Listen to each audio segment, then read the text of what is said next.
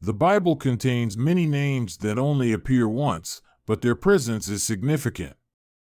For example, Ben-Ammi, Lot's son and the ancestor of the Ammonites, who were known enemies of Israel, is mentioned only once in Genesis 19 verses 36 to 38.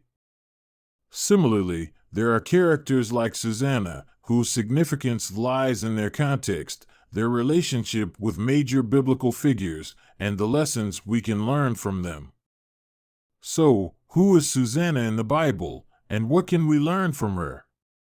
Is there more than one Susanna in the Bible? There is only one mention of a Susanna in the official books of the Bible, found in Luke 8 verses 1 to 3, which will be further discussed.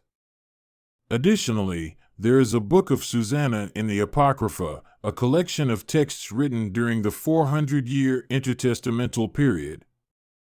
These texts are included in the Septuagint but are not part of the officially recognized Hebrew canon. Despite the wealth of historical information these texts provide, most denominations do not consider them part of the official biblical canon. Much of the history of first-century Judaism is found in the Apocrypha. While Protestants generally reject the Apocrypha, various other religious groups accept parts of it.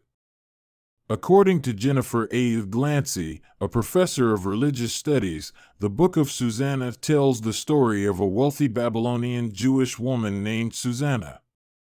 Two judges conspire against her, threatening to accuse her of adultery if she does not sleep with them. However, her faith remains strong, and she rejects their advances. The judges then bring her to court and accuse her. She cries out to God, who answers her plea by sending Daniel to expose the judges as false witnesses and save Susanna from her death sentence.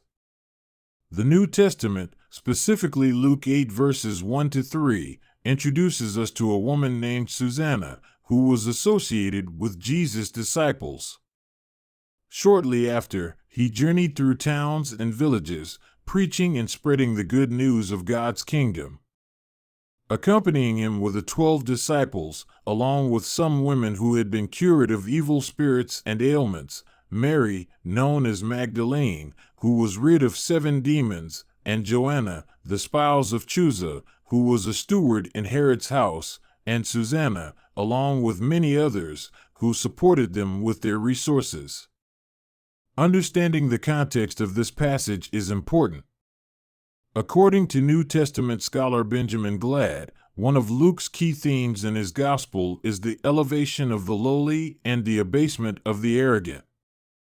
In the chapter before Susanna's mention, we see Jesus performing miracles such as healing a centurion's servant, Luke 7 verses 1 to 10, resurrecting a widow's son, Luke 7 verses 11 to 17, and gaining widespread renown throughout Judea and surrounding regions, Luke 7 verse 17. In Luke 7 verses 18 to 35, Jesus affirmed his identity to the disciples of John the Baptist, much to the chagrin of the Pharisees and lawyers, Luke 7 verse 30. This is followed by the story of the sinful woman in Luke 7 verses 36 to 50. The account describes how her tears fell on Jesus' feet, which she wiped away with her hair and then anointed his feet with oil. A Pharisee who witnessed this internally criticized Jesus, believing that he should have known the woman's sinful nature.